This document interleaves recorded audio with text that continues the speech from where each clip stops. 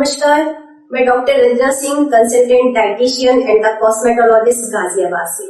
आप लोग सोचते होंगे कि जापान के लोग इतना यंग और इतना एनर्जेटिक कैसे होते हैं, क्योंकि वो अपनी सेहत में एक राज को ऐड करके रखते हैं और उसका नाम है कोएंजाइम Q10। जी हाँ, यही उनकी हेल्थ का एक सबसे बेसिक पिलर होता है, जबकि हम इंडियंस लोग सिर्फ कार्बोहाइड्रेट और प्रोटीन और फैट की कैलकुलेशन तक ही जाकर के सीमित हो जाते हैं। बात करते हैं आखिर ये कोएंजाइम Q10 है क्या। देखिए, हमारा शरीर बहुत सारी सेल से मिलकर के बना होता है। इस सेल्स में माइटोकॉन्ड्रिया होते हैं और माइटोकॉन्ड्रिया को सेल्स का पावर हाउस के नाम से जाना जाता है, जिसमें कोएंजाइम Q10 खुद से जनरेट होता है। ये हमारी बॉडी खुद बनाती है। आपने देखा होगा कि बचपन में बच्चे बहुत ही ज्यादा एनर्जेटिक होते हैं, क्योंकि एक छोटी सी एज ग्रुप में कोएंजाइम Q10 काफी बड़े लेवल पे बनता है, लेकिन जैसे जैसे एज ग्रुप बढ़ती जाती है तो कोएंजाइम Q10 का जो लेवल है वो बॉडी के अंदर धीरे धीरे कम होता जाता है। इसलिए आपने बुजुर्ग लोगों को कहते हुए देखा होगा कि अरे अब हमारे शरीर में वो एनर्जी नहीं रही है। लेकिन आजकल के बुजुर्ग नहीं, ये हमारी यंग जनरेशन के लोग भी कह रहे हैं कि अब हमारे शरीर में वो एनर्जी नहीं रही है। क्यों?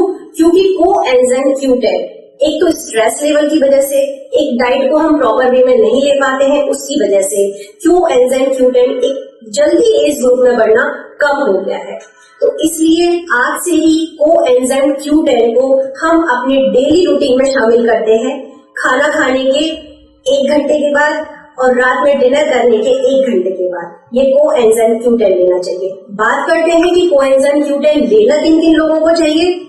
सबसे पहली बात, कोएंजाइम Q10 यह एक एनर्जी बूस्टर का काम करता है। तो जो लोग जिम जाते हैं, एक्सरसाइज करते हैं, उनके लिए एक नेचुरल सोर्स है, एक सप्लीमेंट है Q10 का। सेकेंड पॉइंट, डायबिटिक पेशेंट्स को आपने कई बार देखा होगा कहते हुए कि पैरों में बहुत ज्यादा झंझनाहट हो रही है, बॉडी में वीकनेस आ रही है। इसकी वजह से Q10 उनकी बॉडी की वीकनेस को कम करता है।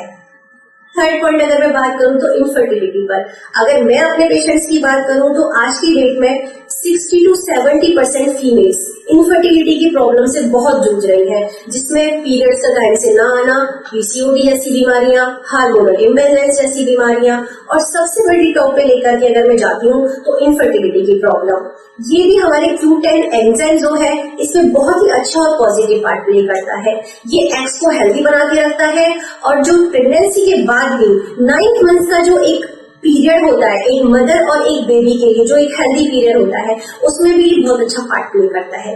तो मैं कहूंगी अगर आपको एक बहुत ही अच्छा एनर्जेटिक बन के रखना है, अपने इम्यून सिस्टम को स्ट्रॉन्ग बना के रखना है, या फिर इनफर्टिलिटी के लिए जो भी महिलाएं जूझ रही हैं उनको एक बहुत ही अच्छा स्वास्थ्य के लिए पार्ट प्ले करना है, तो उसके लिए आप Q10 एंजाइम को अपनी डाइट में, अपने सप्लीमेंट्स में एक पर डे के हिसाब से शामिल करें।